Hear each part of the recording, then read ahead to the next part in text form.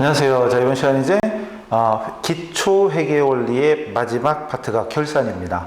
자, 지금까지 해왔던 거래가 발생하면 분계 끝나면 총계정원장의 전기까지 전 시간 배웠죠. 그 이후에 이제 마지막 하는 게 결산, 마무리입니다. 다시 거래가 발생하면 분계를 했고 분계장에 분계를 했죠. 그죠? 그 분계장에서 총계정원장으로 전기를 했습니다. 이게 전 시간까지 한 거였죠. 그죠? 그럼 이걸 매일같이 반복합니다. 매일같이 거래가 발생하면 분계하고, 분계 끝나면 전기하고.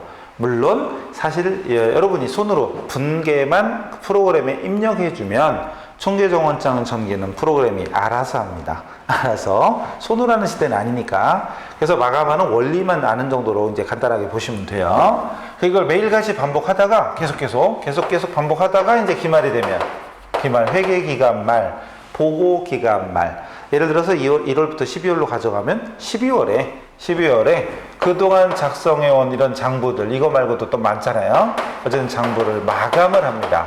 마감해서 회계의 궁극적인 목적, 역할, 우리 첫 시간에 뭐였죠?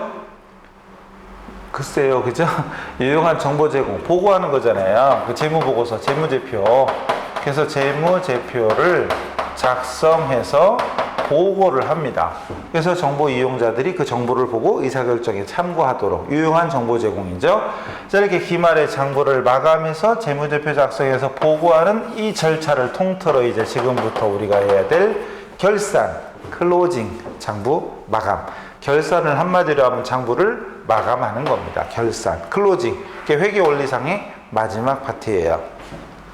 자, 그래서 1번 결산의 의의 중에 어쨌든 결론은 장부를 마감하는 거다. 간단하게 보시고. 그 다음 2번 절차가 있죠. 예비 절차, 본 절차, 결산 후 재무제표 작성까지 절차가 있습니다.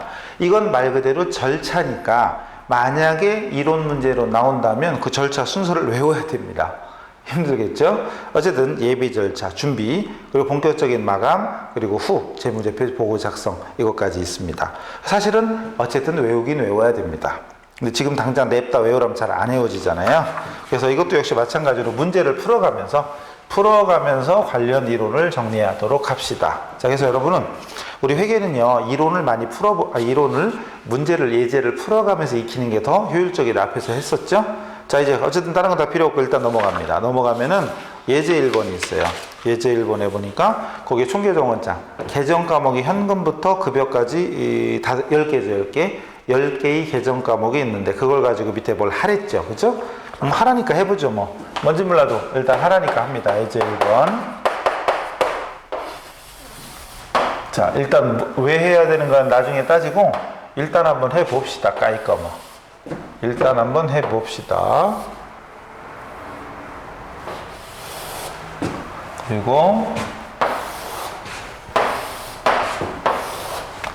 자, 이쪽이 차변이고 이쪽이 대변이고요. 안쪽에 합계라고 써 있고 안쪽에 바깥쪽에 잔액이라고 써 있습니다. 이렇게.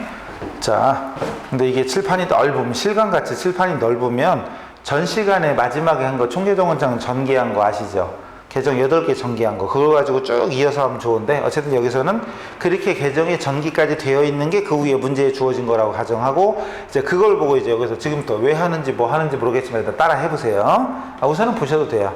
자, 먼저 계정 과목이 제일 먼저 현금 나왔잖아요. 현금을 먼저 쓰는 거예요. 계정 과목이 저희가 계정 과목. 현금부터 쓰는 거고요. 그 위에 현금 계정에 차변에 보니까 500만 원 있잖아요. 차변에 그냥 500만 원 쓰는 겁니다.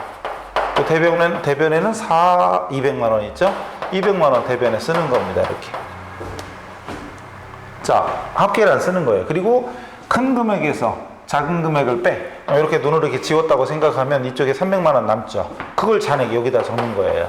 차변이 크면 차변 잔액이 남는 거죠. 500에서 200 까면 300이 차변이 남죠. 그죠? 차변 잔액.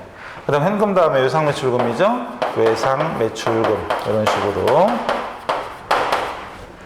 자, 저는 2글자를 쓰나 5글자를 쓰나 앞뒤가 대충 맞았죠. 여러분은 알아서 하세요. 자, 차변이 750만 원이고 대변이 250만 원. 옛날에 수기 시대에는 글자 하나 숫자 하나 쓰는 것까지 다 설명드리고 그걸 제대로 했어야 되지만 요즘은 워낙에 뭐 전산상으로 하니까 그래도 혹시나 여러분이 무슨 보고서를 작성한다면 이왕이면 회계는 이렇게 글자는 앞뒤를 맞추는 게 좋고 숫자는 앞뒤 맞추면 안 돼요. 뒤를 맞춰야 돼요. 뒤를. 그런 거 알아두시면 좋은데 넘어가죠. 자, 그 다음에 큰 금액에서 작은 금액을 빼면 큰 거에서 작은 거 빼면 이쪽에 500이 남죠. 500만 원이 됩니다. 그 다음에 상품 있죠? 상품. 이걸 왜 하고 있지? 몰라도 지금 뭘 하고 있나는 알겠죠? 보고 이렇게 적고 하면 되지, 그죠? 왜 하는지는 이따가 계속합니다. 그럼 단기 차익금. 상품 금액 적어야지. 650에 300. 650만 원 차변, 대변에는 300만 원. 그럼 잔액은 큰 거에서 작은 걸 빼니까 차변 잔액이 350만 원. 자, 그 다음에 단기 차익금. 단기 차익금이 450에 250. 제가 지금 갑자기 대변부터 적고 있죠? 저는 뭐 딱 보면 붙인 거 아니까 붙인 대변부터 450에 250. 마찬가지로 큰 거에서 작은 걸 뺍니다. 큰 거에서 작은 걸 빼면 역시 대변 잔액이 200이 되네요. 그 다음 외상 매입금. 외상 매입금. 뭔지는 몰라도 그냥 이제 300에 150. 300에 150. 왜 하는지는 이따 따져요. 그럼 잔액은 대변이 크니까 대변 잔액이 150. 그죠? 그 다음에 자본금이네. 자본금은 대변만 있습니다. 500. 잔액도 그대로 대변에 500이죠? 그대로 대변에 500. 그 다음에 상품 매출.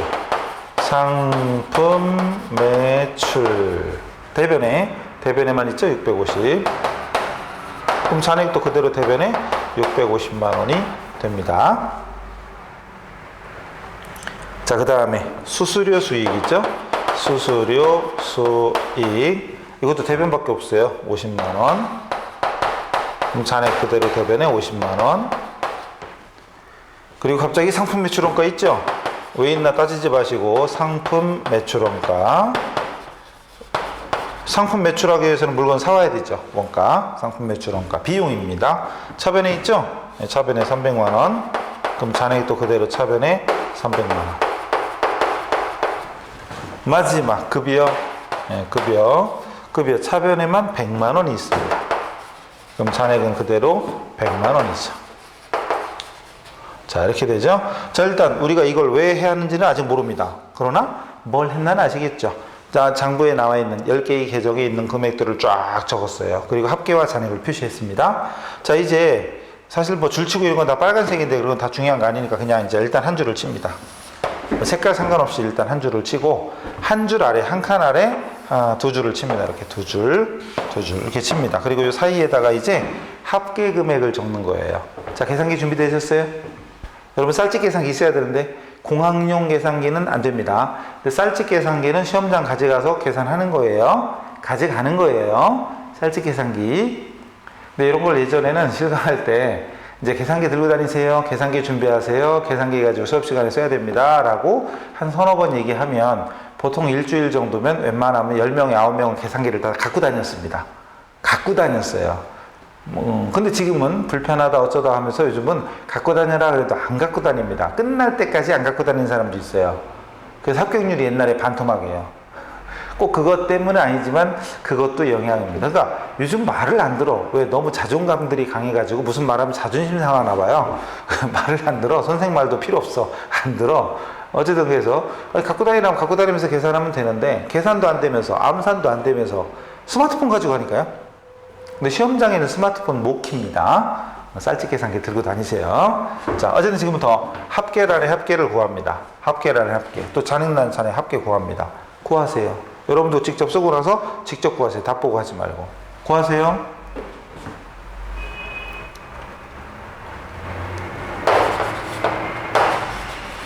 네. 맞나? 4575 12 152 2700 맞는 것 같은데요, 그죠? 맞는 것 같고 잔액은 8115 1451 15 1호 1550만 원. 여기도 35, 85, 14, 15, 15, 15 맞는데요. 자, 이렇게 해서 여러분 계산기 해봐야 돼요. 저처럼 암산이 안 되면, 저 암산 잘하죠? 저는 주산 암산 했어요. 어쨌든, 자, 이렇게 계산기 두드려 봐야 돼. 그리고 계산기 두드리는 것도 또 여러분의 센스가 또 차이가 납니다. 어떤 사람은 예를 들어서 이거 200만 원 칠 때 어떤 사람은 200만 원, 2000000 칩니다. 계산기를. 근데 물론 스마트폰 누르는 사람들은 2000000 눌러야 돼. 그 다음에 계산기 있는 사람들은 어떤 사람은 거기 계산기에 보면 02개짜리 있는 게 있거든요. 이 02개짜리, 02개짜리, 02개짜리 이런 식으로 치거든요.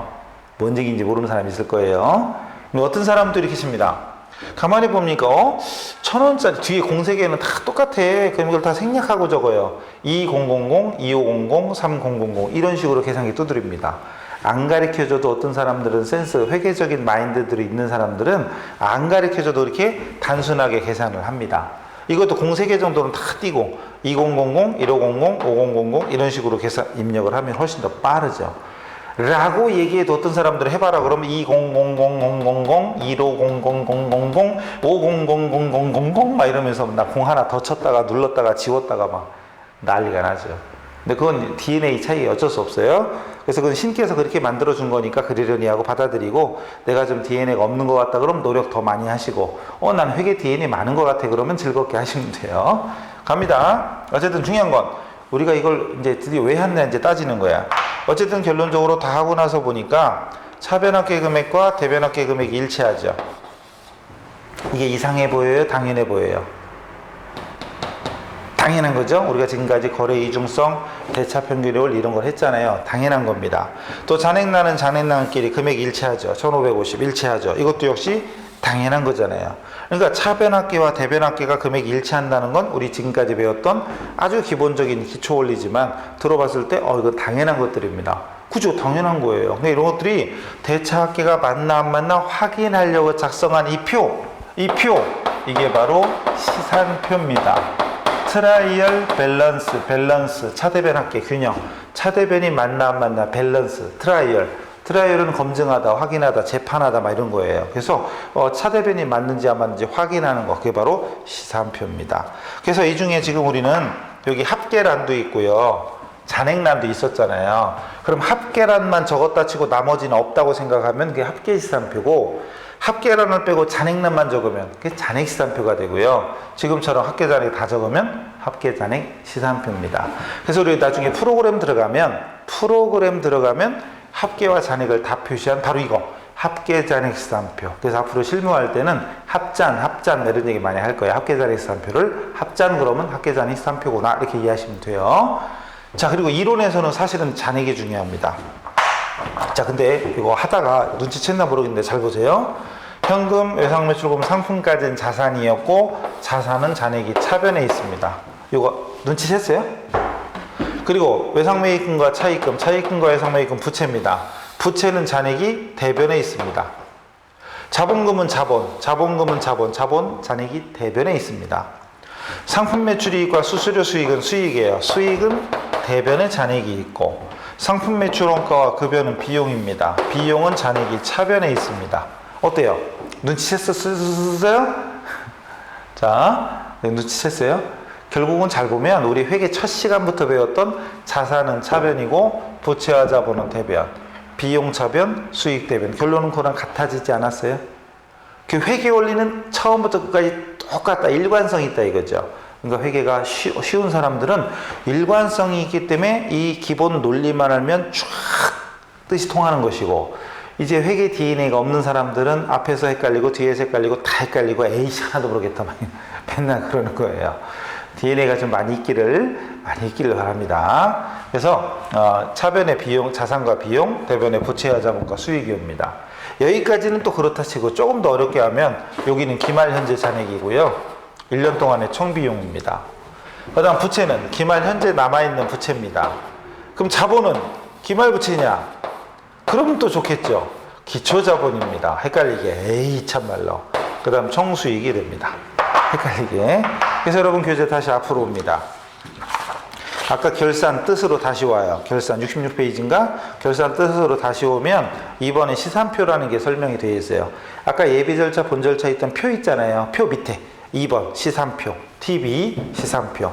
얘는 첫 번째 거래에 대한 분계를 총계정 원장에 전개하게 되는데 이때 총계정 원장에 기입된 금액이 일치하는지 자 줄쳐놓습니다. 줄쳐놓고 별표. 이 시산표를 작성하는 목적은 이거밖에 없어요. 차대변 합계가 맞냐 안 맞냐, 대차 합계가 일치하는지 확인하는 겁니다. 차대변 합계 금액이 정확한지 아닌지 확인하기 위해서 작성하는 게 시산표다.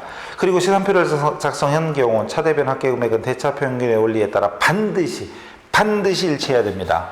합계가 안 맞으면 어딘가 잘못된 거죠. 그죠? 그러니까 시산표를 작성함으로 인하여 대차 합계가 맞나 안 맞나 확인, 검증할 수 있다. 중요한 거예요. 그리고 가로 1번 합계 시산표, 가로 2번 잔액 시산표.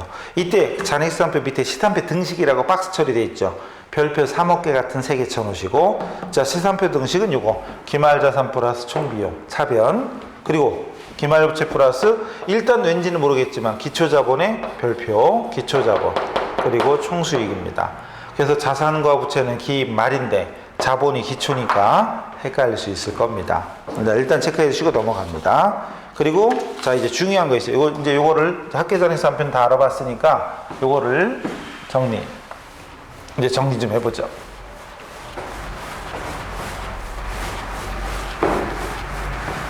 자 시산표, 좀 전에 시산표를 했단 말이죠. 시산표를 했어요. 잔액 시산표라고 가정하고요. 그리고 기말자산 총액이 얼마였더라. 아이 참말로 괜히 지웠네. 이럴 때 답을 참고해야지. 기말자산 합계는 1150만 원. 1150만 원이고요. 그 다음 기말부채였죠. 기말부채가 부채가 2개였거든. 부채가 2개였는데 350만 원. 그리고 아까 여기 기말자본이랬어요. 기초자본이랬어요.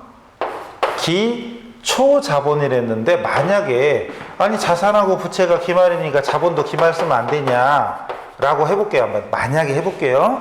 그럼 1150에서 350을 빼면 800이잖아요. 기말 자본이지 참. 기말 자본. 자 그러니까 자산 부채가 다 기말이니까 자본도 기말을 쓰면 안 되겠냐라고 가정해서 자산에서 부채 빼면 자본이잖아요. 이게 썼다고 쳐요. 그럼 이렇게 썼다고 쳐. 그럼 1150, 350 하면 800이에요. 그리고 총수익. 수익 합계가 얼마였지? 700만 원이고요. 그 다음 총비용. 비용 합계는 2개에서 400만 원입니다. 자, 이랬을 때 대차 합계가 맞나 확인해봐요.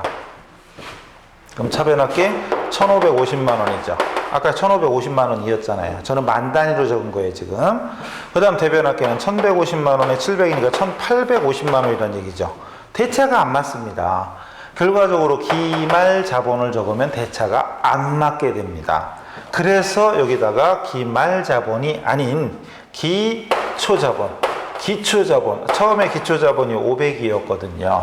그럼 850에 700이니까 1550으로 해서 대차 합계가 일치되는 걸 확인할 수 있죠. 자본은 기초라는 점입니다. 그래서 기말자산, 총비용 더한 것은 기말부채, 기초자본, 총수익 더한 거와 일치한다. 그리고 자본은 기말이 오면 대차가 안 맞습니다. 그리고 사실 아실랑가 몰라도 기말자본 속에는 이익이 포함되어 있어요.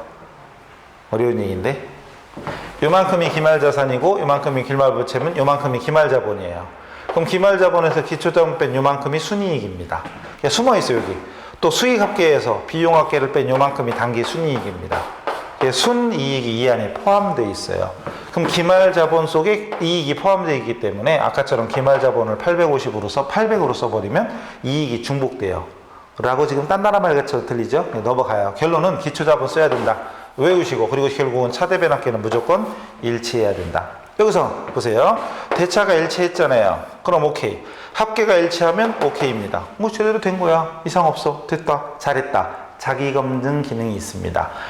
합계 시산표만 딱 조회해서 대차 합계를 일치해도 그래 제대로 됐다라고 확인할 수 있다. 자기 스스로 지금까지 제대로 했다 안 했다를 알 수 있으니까 그거는 자기검증 기능이 있다. 이런 말을 쓰고요. 근데 합계가 안 맞아요. 이건 뭐가 잘못됐는데? 오류. 잘못된 겁니다. 그럼 잘못됐으면 다시 이제 원래 장부 작성 순서는 거래 발생하면 분계, 분계 끝나면 전기, 총계정원장, 그리고 시산표잖아요. 그럼 잘못된 거 알았으면 어떻게 해요? 역으로 추적해야지. 역으로 추적하면서 하는데 그건 크게 중요한 거 아니니까 넘어가시고, 그리고 정말 중요한 내용이 남아 있습니다. 다시 보세요. 합계가 맞으면 오케이, 안 맞으면 뭔가 잘못됐다. 그럼 잘못됐으면 역순으로 가면서 잘못된 걸 확인해야 됩니다. 그죠? 다 뒤져야 돼. 자, 근데 이제 뒤져야 되는 다이가 아니고요. 장부를 뒤져야 된다고. 뒤져서 틀린 건 고치고 해야 된다고요. 다이가 아닙니다. 다시. 근데 합계가 맞으면 오케이라며요. 자, 근데 문제는 잘 들으세요. 합계가 맞으니까 오케이야. 맞습니다. 근데 오케이. 그러므로 이건 잘못된 건 없어. 잘못된 건 없는 거야. 제대로 된 거야. 라고 말할 수 있다, 없다. 다시. 차대변 합계가 맞으니까 정확합니다. 일단은 정확합니다. 그게 정확한 거야. 맞죠? 근데 정확하니까 그럼 당연히 잘못된 건 없지. 맞습니까? 맞습니까? 아니문이다 이거죠. 아니에요. 합계는 맞지만 오류는 있을 수 있습니다. 잘 보세요. 예를 들어 볼게요. 차변에 현금이 369만 원. 만 단위로 할게요. 공세계는 공 이런 건 띄고, 그리고 대변에 예를 들어 상품 매출이 369만 원 이렇게 적혀 있어요. 자, 근데 이건데 예를 들어서 이렇게 해야 될 분계를 만약에 누락했다면 어떻게 될까요? 분계가 우리 전 시간에 연습했던 연습 문제는 분계가 한 5개 정도밖에 안 됐죠. 그죠? 근데 하루에 한두 개만 해도 1년은 수백 개입니다. 자, 근데 그렇다 치고 중요한 건 이 분계를 빠뜨렸어요. 그 자체가 잘못된 거죠. 분계를 빠뜨린 자체가 잘못이죠. 근데 중요한 건 이 분계 빠지면 대차합계 안 맞아요? 그쵸, 맞죠. 예를 들어서 10개의 거래가 있었어. 10개 중에 9개는 적고 하나 안 적었어요. 그럼 하나 안 적으면 나머지 9개 합계는 안 맞아요? 아니잖아요. 맞잖아요. 그죠? 무조건 합계는 맞아. 이거 빠져도 나머지는 맞습니다. 아니면 중복 적었는데 또 적은 거예요. 적었는데 또 입력했어. 입력을 2번 한 거지. 자료를 똑같이 2번 입력했어요. 그럼 2번 입력했다는 자체가 잘못이죠. 그러나 이 금액을 2번 적으면 합계 안 맞아요? 그쵸, 합계는 맞죠. 이해되시죠? 자, 이거 두 가지 대표적인 거. 그리고 만약에 차대변이 바뀌면 어떻게 될까요? 차대변을 거꾸로 적으면 어떻게 될까? 차대변이 바뀌었어. 그럼 합계 안 맞을까요? 그쵸, 합계는 맞죠. 아니면 여기 현금에 적어야 되는데 만약에 당조예금으로 적었어요. 이러면 어떻게 될까? 계정 과목이 틀렸어. 차대변은 맞고. 어때요? 합계? 그렇죠. 일치합니다. 그러니까 지금 얘기하는 것들은 다 분명히 잘못임에도 불구하고 대차 합계는 일치합니다. 근데 시산표는 왜 작성한다고요? 결론은 시산표는 왜 작성하는 거예요? 차대변 합계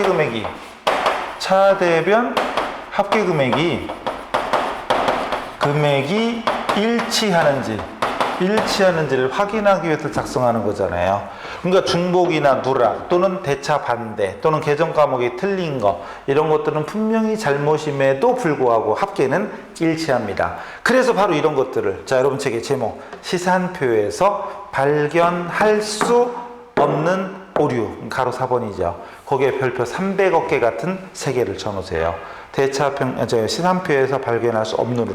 되게 중요한 겁니다. 엄청 중요합니다. 자, 별표. 그리고 밑에 박스 안에 1, 2, 3, 4, 5, 6 적어드렸는데 그 중에 1, 2번 이거죠. 누락과 중복입니다. 1, 2번이 누락과 중복. 3번은 대차 반대. 차대변이 바뀐 거. 그리고 4번은 과목이 틀린 거. 이거 얘기한 거 지금까지. 근데 5번은 보세요. 여기 369만 원이잖아요. 나중에 알고 보니까 369가 아니라 396이었어. 실제도 이런 실수를 많이 하거든요. 396 적을 걸 369 하다 369 적었나 봐. 어쨌든 원래는 이게 틀린 거고요. 이게 맞는 거야, 이게. 근데 금액이 틀린 금액을 양쪽에 적었다고 대차가 안 맞아요? 그 대차는 맞습니다. 바로 그거. 그래서 시산표에서 발견할 수 없는 오류라는 개념을 이해하셨길 바랍니다. 그래서 시산표 얘기는 이렇게 마치도록 하겠습니다.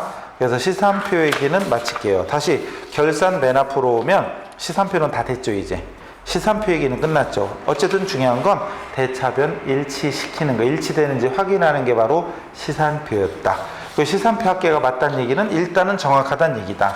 그러나 일단은 정확하지만 오류가 없다라고 말할 수는 없다. 바로 중복이나 누락 이런 것들처럼 시산표는 알 수 없는, 시산표에서 알 수 없는 오류라는 게 있다. 기억하세요. 자, 그럼 몇 가지만 이해했어도 사실은 이제 기초적인 건 충분히 된 거고요. 자, 이제 아까 다시 결산 맨 앞으로 와보세요. 결산 맨 앞으로 오세요. 결산 맨 앞으로.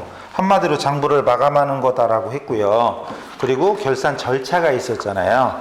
그 중에 예비 절차, 표 안에 표 예비 절차 보면 1번이 시산표입니다. 바로 지금 했던 거. 그리고 2번 재고조사표. 이때 재고조사표에 기록되는 게 결산정리사항이라고 써 있는데 이 결산정리사항은 지금 안 해요. 지금은 완전 걸음맛, 생기초잖아요. 걸음맛 때는 필요 없습니다. 이건 나중에 진도를 진행하면서 이제 뭐 매 시간은 아니지만 몇 시간에 한 번씩 배우는 내용들이 이제 모아서 결산 때 수정해야 되는 거거든요. 근데 지금은 그런 게 있나 보다고 제끼면 돼요. 총계정원장 수정기입. 그리고 보통은 2번하고 3번이 묶여서 2번에 결산정리사항을 3번 총계정원장이 수정 분계하고 정기해라. 그리고 4번 정산표. 정산표? 몰라도 돼요. 신경 안 써도 됩니다.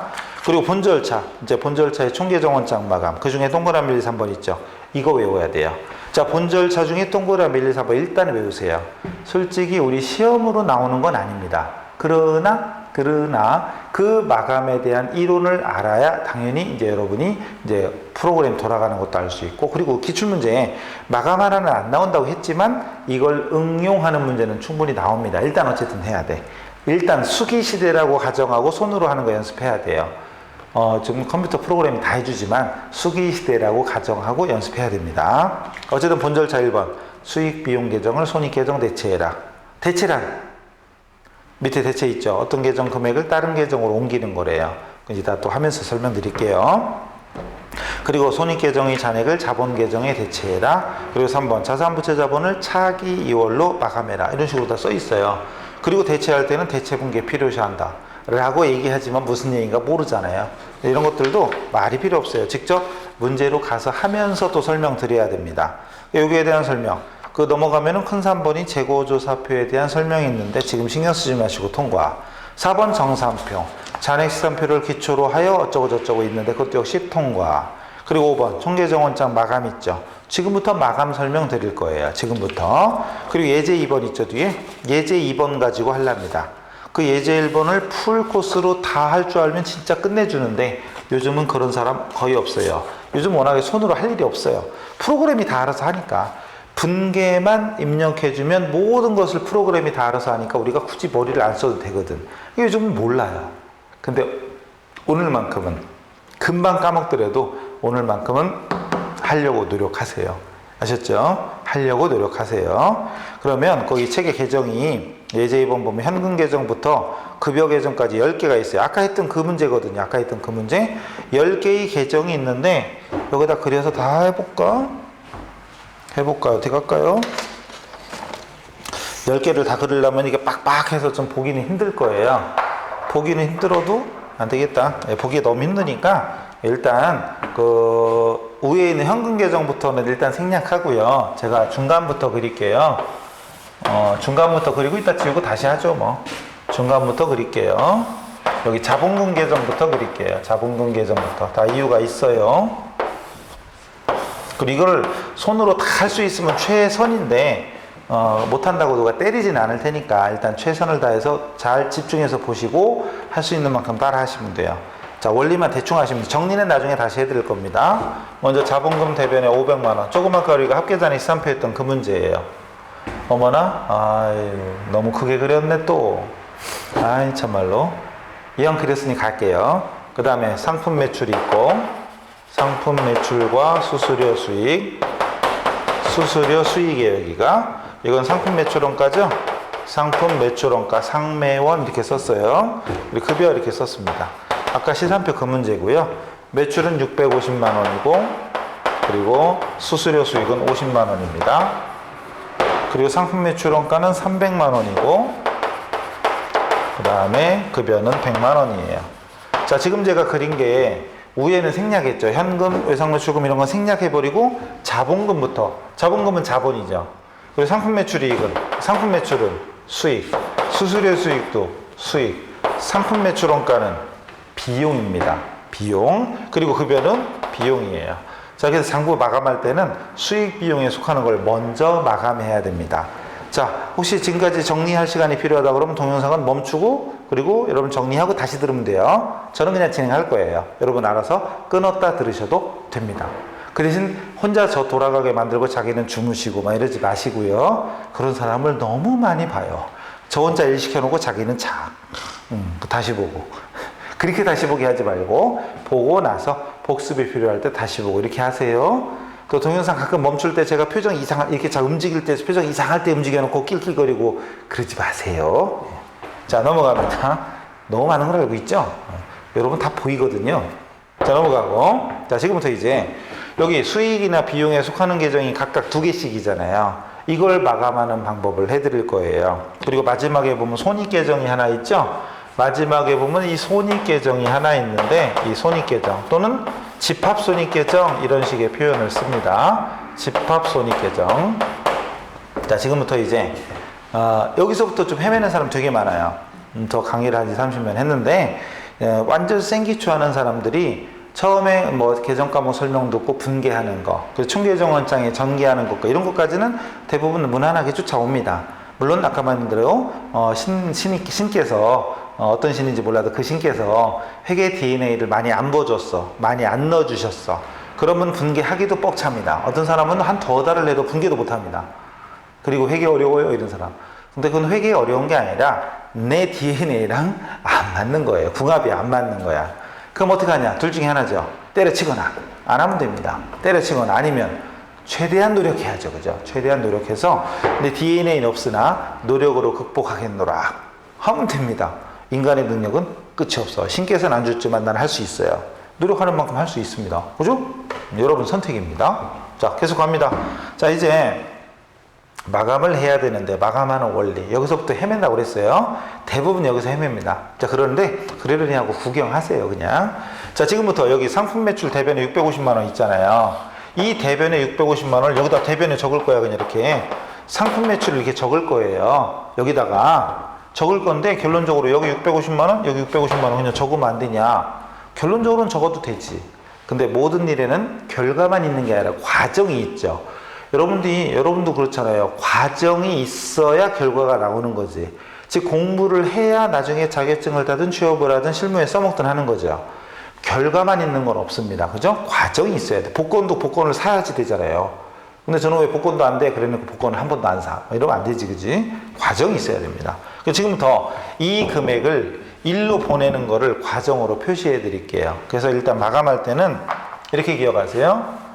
이렇게 마감을 할 때는 대차합계를 맞춰라. 대차평균, 사실은 평형인데 우리 회계는 그냥 대차평균이 뭐 수십 년간 하고 있었으니까 대차합계를 맞춰라. 바꿔 말하면 잔액을 빵으로 만들어라. 잔액을 0으로 라고 해도 무슨 말인가 모르겠죠. 모르겠어요. 넘어가요. 자, 지금부터 봅니다. 어쨌든 이 상품 매출 대변에 있는 650만 원을 저기 있는 손익 계정으로 보내줘야 돼. 이거를 일로 보내줘야 돼요. 그럼 어떻게 해야 되냐? 잘 보세요. 대변에 있는 금액을 차변에 똑같이 씁니다. 그럼 이제 딴 거 쓰지 말고 금액만 딱 보면 650 서로 까부시면 잔액이 없죠. 잔액을 빵으로 만들어라. 그리고 얘를 어디로 가랬죠? 여기 손익 계정으로 갈 곳을 씁니다. 손익이라고 갈 곳을 씁니다. 그리고 이번 연도 끝났습니다라고 밑줄 칩니다. 원래는 빨간색인데 지금 빨간색이 중요한 거 아니니까요. 그냥 두 줄 칩니다. 쳤죠? 그리고 요것만큼 여기다가 상대 과목은 상품 매출 650만 원 적으면 됩니다. 그래서 손익 계정 대변에 상품 매출 적으면 돼요. 상품 매출 대변에 있던 650이 이렇게 돼서 이렇게 왔습니다. 그죠? 보이죠? 여기 있던 금액이 이렇게 돼서 이렇게 왔습니다. 보이죠? 예. 그리고 그걸 분계로 하면 즉 요거 보고 분계하면 어떻게 될까요? 그러니까 요 전전 시간인가 분계한 걸 원장에 전개하는 거 있잖아요. 그 연습을 많이 했다고 치면 딱 보자마자 이거 분계하라 그러면 어렵지 않아요. 상품 매출이 차변에 있잖아요. 어쨌든 그럼 차변에 상품 매출이죠. 그래서 여러분 해답에 보면 수익 계정 대체 분계라고 나와 있는 겁니다. 그럼 대변의 손익. 그럼 차변에 상품 매출 650만 원. 그 밑에 수익 대체 분계라고 되어 있고요. 일단 답을 참조하세요. 옛날 수기 시대라면 제가 이걸 진짜 10대 번도 더 시킬 거예요. 근데 지금 수기 시대는 아니니까 지금 제가 어떻게 하고 있는지 그냥 구경만 하셔도 됩니다. 그 대신 구경은 똑바로 하셔야 돼. 보다 딴짓하고 그러지 말고 이거 보는 건 똑바로 보세요. 자, 그 다음에 이번에는 다시 한번 수수료 수익 있죠. 대변에 50만 원 있죠. 결론적으로는 이 대변에 있는 50만 원을 그대로 대변에 보낼 거예요. 수수료 수익으로 대변에 50만 원을 보낼 겁니다. 결론적으로는 수수료 수익에 있던 50만 원을 손익 계정으로 보낼 거예요. 대변에 있던 거니까 대변에 갈 겁니다. 결론은 쉬워. 근데 우리 사는 것도 결론은 간단하죠. 여러분이나 저나 우리 인생 최종 결론은 죽죠. 그렇죠? 죽죠. 결론은 간단합니다. 죽습니다. 근데 죽기만 하는 거 아니잖아요. 우리 살아야지. 살아야죠. 살아가야 됩니다. 죽을 때까지는 살아가야 됩니다. 그러면 이 결론은 이 금액이 일로 오면 그만이지만 과정을 표시해줘라 이거죠. 그래서 대차 합계를 맞춰라. 차대변 합계를 똑같이 맞춰줘라. 그리고 손익으로 가야 되니까 손익이라고 써라. 그리고 이번 연도 끝났습니다. 그리고 밑줄 두 줄. 밑줄 두 줄 치면 이제 셔터 내린 거예요. 문 닫았다. 더 이상 손대지 마라. 끝 이겁니다. 그리고 보고 분개하는 겁니다. 요거 보고 분개하면 수수료 수익 차변에 있으니까 차변에 수수료 수익 50만 원, 대변에 손익 50만 원 이렇게 됩니다. 그래서 여러분 해답에 보면 수익 대체 분계를 해가지고 차변에 상품 매출과 수수료 수익 두 개 써 있고 대변은 똑같은 거니까 그냥 하나로 묶어놨죠, 그죠? 하나로 묶어놨는데 이게 두 개 써도 상관없습니다. 이렇게 분개하는 거. 그래서 이 분계를 보고 손익계정 대변에 상대 과목 수수료 수익 적었다고 생각해도 되죠. 수수료 수익 50만 원 이렇게 됩니다. 자, 근데 결론은 사실은 또 간단합니다. 결론은 자 손익계정에 아직 안 적었지만 차변에는 결론은 비용이 올 거고요. 대변에는 수익이 옵니다. 그럼 대변에 수익이 오면 돼요. 수익은 대변이다 이거죠. 결론은 간단합니다. 그리고 상품 매출 원가랑 급여가 비용이라면서요. 결론적으로는 상품 매출 원가랑 급여가 차변에 올 겁니다.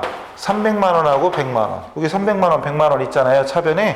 그럼 차변에 있는 300만 원, 100만 원이 차변에 그냥 올 거예요. 결론은 올 거야. 근데 과정이 필요하다. 과정 어떻게 해라? 자, 이 차변에 있는 300을 쯔기로 보내야 돼. 쯔기로. 여기. 그죠? 그럼 어떻게 해라? 자, 대차 합계를 맞춰라. 대변에 300을 써주고 손익으로 가라. 이게 손익이라고 씁니다. 그리고 이번 연도 끝나시오. 그리고 밑줄 두 줄 쳐서 마감합니다. 그럼 더 이상 손댈 수가 없는 거예요. 그리고 이거 분계로 뽑아내야 돼. 이거 분계해야 돼. 분계. 상품 매출 원가가 대변에 있잖아요. 그럼 대변에 상품 매출 원가를 쓰면 됩니다. 그리고 차변에 손익이라고 쓰면 돼요. 손익 계정 차변에 상품 매출 원가가 오는 겁니다. 300만 원. 하다 보면 지금 어떤 사람은 뭐 아무것도 아닌 듯이 그냥 그런가 보다 하고 잘 구경하고 계신 거고, 어떤 사람은 쟤 지금 뭐 하는 거냐, 쟤 뭐 한다냐, 저게 뭐다냐 막 이러고 있을 거예요. 그냥 그러려니 하세요 그냥. 그래서 계속 말씀드리지만 옛날 수기 시대 때는 이거 하나부터 열까지 다 손으로 해서 직접 돌아가는 걸 다 완전히 터득할 때까지 반복했습니다. 근데 지금은 뭐 입력만 분계만 하면 프로그램이 다 알아서 해주니까. 그리고 시험에도 마감하는 문제는 잘 안 나오고 그 대신 마감하는 걸 알아야 풀 수 있는 문제들이 나오기 때문에 설명드리는 겁니다. 그래서 결론은 비용 수익 마감할 때는 자 여러분들은 만약에 여기 가로치는 거예요. 여기다 가로치고 뭐 들어가냐 이렇게 물어봅니다. 그러면 이게 비용 계정이잖아요. 이건 잠깐만요. 비용 계정 마감할 때는 이거 손익이라고 쓴다. 이걸 알고 있어야 답이 손익 이렇게 되는 거죠. 시험 볼 때 이렇게 나와요. 이거 여기 가로치고 뭐라고 쓰냐 이렇게. 수수료 수익 마감하고 싶다. 현금으로 받은 이 50만 원인데 이거 마감할 때는 손익으로 간다. 그 손익을 써야 돼요. 그러니까 비용 수익은 마감할 때는 손익이구나. 이 정도는 알아야 돼. 모든 걸 다 하진 않아도. 자 마지막 급여라는 비용이 차변에 100만 원 있다. 근데 이 100만 원을 일로 보내기 위해서는 자 잔액을 빵으로 만들어라. 대차 합계를 일치시켜라. 그리고 손익으로 가라. 그리고 밑줄 두 줄 쫙 끝난 겁니다. 그리고 급여 계정 대변에 손익 써 있는 거. 그럼 대변에 급여가 되고 차변에 손익이 나옵니다. 분계를 하시면 되고 손익 계정 차변에 급여 100만 원 쓰면 됩니다. 자, 보시다시피 비용 계정들은 차변에, 수익 계정들은 대변에 집합했죠. 모든 비용 수익 한 군데 모여라 이겁니다. 비용과 수익은 한 군데 다 모여라. 비용은 어느 변에? 차변에. 수익은 대변에. 여기까지 보이시죠? 사실 결과적으로는 비용 수익을 다 한 군데 모은 거예요. 여기는 계정이 2개씩밖에 없었지만 계정이 만약 50개 있다. 50개 있어도 모든 비용과 수익은 지금부터 헤쳐모여 이러는 거지. 헤쳐모여. 어디로? 손익계정으로. 비용은 어느 변에? 차변에. 수익은 대변에. 그죠? 자, 이제 손익계정 보니까 차변의 비용이 400이고요. 대변의 수익액계는 700입니다. 그럼 700에서 400을 뺀 300만 원이 순이익이 되는 거고요. 그거를 자본금 계정. 기초 때는 자본금 계정에 대체하고요. 나중에 이제 좀 더 수준 올라가면 그때는 잉여금, 이익잉여금이라는 게 있어요. 이런 식으로 대체를 합니다. 그리고 마지막 마감할 때 이렇게 줄치는 건데 옛날에는 줄치는 거 하나부터 열까지 다 가리켜야 돼요. 이것까지 해야 완벽한데 요즘은 손으로 할 일이 없어서 안 합니다. 그리고 이거 자본금으로 대체한 이걸 분계로 표시하면 차변에 손익이 300만 원이 오고 대변에 자본금이 됩니다. 이 분계도 무다냐 이런 사람들이 많을 거예요. 요거 보고 분계한 겁니다. 그래서 자본금 계정 대변에 손익, 자본금 대변에 손익이 300만 원 이렇게 오면은 이제 절차 두 번째까지 끝난 겁니다. 다시 비용 수익을 손익 계정에 집합시켰다. 그래서 비용합계 수익합계 비교했더니 수익이 크더라. 그럼 차익이 당기순이익이에요. 근데 당기순이익이지만 순이익이라고 쓰지는 않습니다. 자본금. 역으로 말하면 나중에 시험에 나올 때 손익계정에 자본금 써 있으면 아 저건 당기순이익이구나 라고 우리가 알아야 됩니다. 눈치채야 됩니다. 눈치 안 챈다고요? 할 수 없어요. 어떻게 해야 돼요? 그래서 자본금 계정 대변의 손익. 자, 자본의 증가 대변이죠. 돈 벌었으면 당기순이익이잖아요. 수익이 크니까 수익은 700, 비용은 400이니까 돈 벌은 거잖아요. 돈 벌면 그만큼 자본은 증가하죠. 자본의 증가는 대변, 자본의 감소는 차변. 자본의 증가예요. 그러니까 여기서 당기순이익이 이렇게 자본금 계정으로 대체가 돼요. 아, 대체라는 말 안 했구나. 이렇게 이 수익 비용 계정에 있던 걸 손익 계정으로 옮겨줬고 이런 게 대체입니다. 대체. 최초의 거래가 발생해서 계정에 적는 건 전기. 전기되어 있던 걸 다른 계정으로 옮겨 적는 건 대체. 그럼 대체할 때 분계해 주는 게 대체 분계 이런 건데 예전에 하나부터까지 다 했어야 되지만 요즘은 그냥 지금 제가 하는 거 구경만 해도 됩니다. 자, 일단 비용 수익 마감 끝났어요. 자, 이제 남아있는 자산 부채 자본을 마감을 해야 됩니다. 자산 부채 자본을 마감을 해야 돼요. 근데 자산 부채 자본도 어떻게 하는지 마감하는 원리가 뭔지만 잠깐 봐두시면 됩니다. 자, 이제 다시 현금부터. 지금 책에 현금부터 자본금까지 다시 가는 겁니다. 그럼 현금부터 자본금까지 다시 가는 거죠. 6개째죠, 거기가.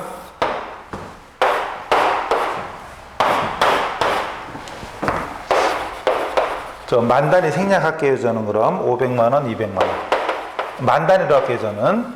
자, 외상 매출금. 저랑 이 만단위 하는 거 숙제하잖아요. 만단위 하는 걸 눈치채고 자기도 따라 하잖아요.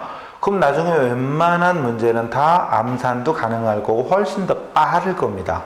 센스 있다는 소리 들을 수 있을 거예요. 웬만하면 따라 하려고 노력해봐요. 물론 숫자 감각이 없는 사람, 숫자 쪽에 DNA가 부족한 사람은 어렵습니다. 뭐 그건 알아서 하세요.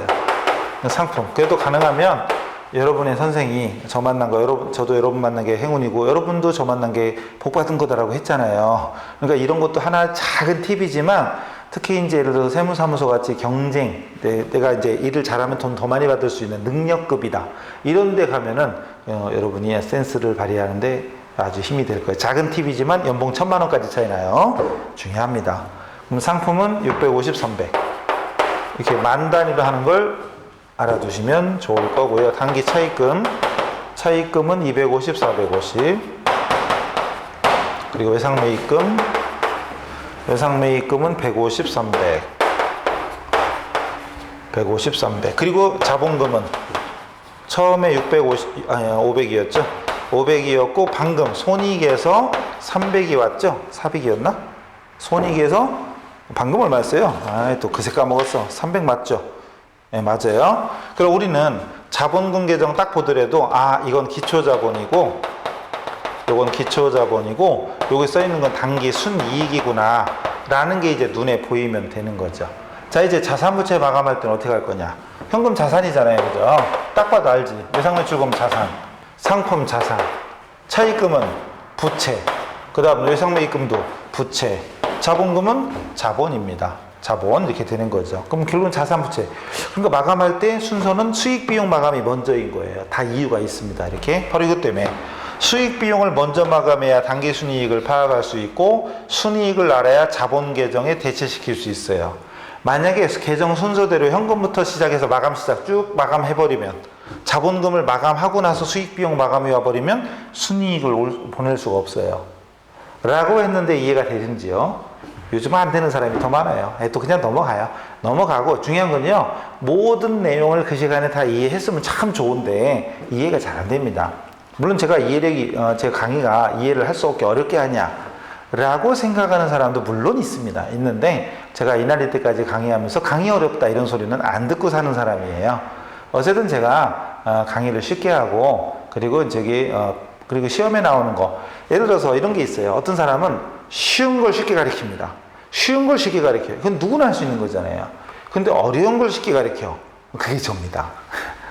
나중에 보세요. 어쨌든 그래서 이런 것들이 우리가 안 보던 거 보고 또 회계랑 안 해보던 사람들이 하니까 당연히 이 부분 다 무슨 얘기인지 못 알아듣고 이런 사람 많은데 그럴 때는 그냥 열받지 말고 지나가세요.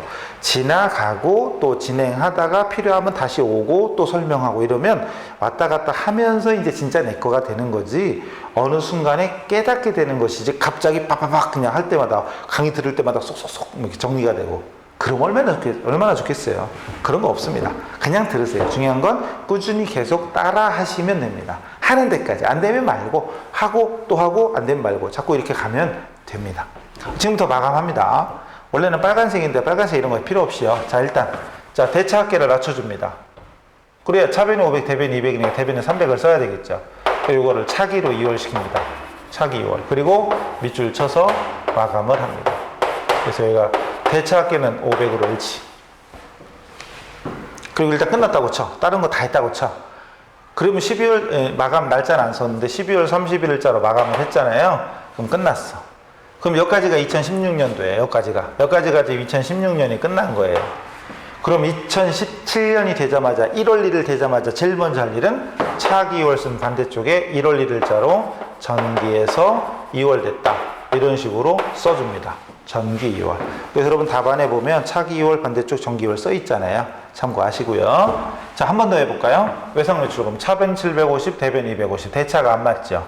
그럼 금액이 적은 쪽에 차기 2월 씁니다. 차기로 2월 넘어가라. 750에서 250을 뺀 500. 그리고 장부 마감해 줍니다. 이런 줄치고 이런 건 여러분은 신경 안 써도 돼요. 대차합계 일치시킵니다. 그리고 차기 2월 쓴 반대쪽에다가 전기 2월을 써줍니다. 이렇게 차기 2월 반대쪽에 전기 2월 써주는 원리. 자, 여기서 잠깐 직접 다 지금 이해했고 할 수 있으면 좋은데 그게 아니면 이거라도 기억하시라 이거죠. 좀 전에 아까 제가 수익 비용을 마감했었잖아요. 마음이 이쁘고 마음이 밝은 사람 보일 거야. 여기 상품 매출, 수수료 수익, 상품 매출 원가 급여 보이죠? 보이죠? 예, 보여요. 그 계정 마감할 때는 아까 손익이라고 쓰고 밑줄 두 줄 치면 끝났죠. 근데 지금은 밑줄 두 줄 치고 나서 반대쪽에다가 전기 2월 써주죠. 그렇죠. 그거 한 가지만 기억해도 됩니다. 아하, 그러고 보니까 자산이나 부채는 아직 안 했지만 자산이나 부채는 이번 연도 잔액이 다음 연도로 넘어가는구나. 2월 되는구나 이거지. 보세요. 외상값 750만 원 외상으로 팔았다가 250 받은 거예요. 어떻게 하냐고? 자산이 증가하는 차변이고 감소는 대변이죠. 외상으로 팔았다. 750 마이너스 감소됐구나. 회수했구나. 그 500만 원 못 받은 거 있어. 그럼 이번 연도 지난 못 받나요? 아니죠. 다음 연도로 넘어가서 받으면 되잖아요. 그러니까 차기 2월 시키는 거야. 아하, 그죠? 그런가 보다 하시면 돼요. 자, 이런 식으로 자산부채 마감할 때 잔액은 차기 2월 쓰고 마감하고 다음 연도 되면 전기 2월 써주면 됩니다. 상품 해타치고, 자, 이번엔 차입금. 자, 대변이 크죠? 부채는 대변이 큽니다. 그럼 450 빌렸다가 250 갚았어. 200만 원 남은 거 내년도로 넘깁니다. 차기 2월. 그리고 마감 칩니다. 대차합계는 무조건 일치. 그리고 원래는 다음 연도 돼서 1월 1일날 차기 2월 반대쪽에 전기 2월을 써주게 되는 겁니다. 이렇게 마감하면 돼요. 그리고 외상매입금 대변이 커요. 그럼 차변에 150 쓰고 역시 차기로 2월 시켜라. 대차합계 일치시킵니다. 대차압계 일치시킵니다. 그리고 다음 연도가 되면 차기월 반대쪽에 전기월을 써주는 거죠. 어때요? 뭐 어떻게 하는지 대충 보이긴 하죠, 그죠? 그러면 됩니다. 손으로 안 보고도 할 수 있다면 진짜 훌륭한데, 그 옛날 수기시대 때 이런 문제를 너댓개는 풀어봐야 알 수 있는 거예요. 그러려니 하시면 돼요. 너 열받지 마셔요. 천천히 넘어갑니다. 마지막 자본금 대변이 800. 그럼 차변에도 800이라고 쓰고 차기로 2월 시켜라. 넘기면 됩니다. 이렇게. 그리고 대차압계 일치시키고 그 다음 연도 되면 차기월 반대쪽에 전기월 써주면 되는 거죠. 이런 식으로. 이렇게 반복되는 겁니다. 그래서 장부 마감하는 원리를 손으로 다 할 수 있으면 최고 좋습니다만 굳이 그렇게 안 해도 좋다. 결론은 자산부채 자본 마감할 때는 차기월이고 비용이나 수익 마감할 때는 손익이라고 쓰고 마감했다. 라고 그 정도만 이해하셔도 충분합니다. 아시겠죠? 할 수 있겠죠. 그래서 이 총계정원장 마감하고 하는 거는 손으로 하려면 힘듭니다만 지금 제가 해드린 요 정도만 숙지하셔도 우리 공부하는데 아무 문제 없어요. 너무 신경 쓰지 마세요. 그래서 원장 마감하는 거 이 답 보면서 요까지 연습 충분히 하시면 되고요. 자, 이래가지고 완전 생기초는 마칩니다. 그래서 거래발 계정 과목부터 시작해서 자산부채 자본 수익 비용, 그다음 분계, 전기, 마감 요걸 이렇게 쭉 풀코스로 한 번 더 돌릴 수 있으면 돌리는 게 좋을 거예요. 근데 그 중에 하나만 하면 분계만 연습하면 됩니다. 분계가 제일 중요한 거예요. 자, 이렇게 해서 완전 생기초는 마치기로 하고 이제 본격적인 이론 강의는 다음 시간에 뵙기로 하겠습니다. 이번 시간 여기서 마치죠. 수고하셨습니다.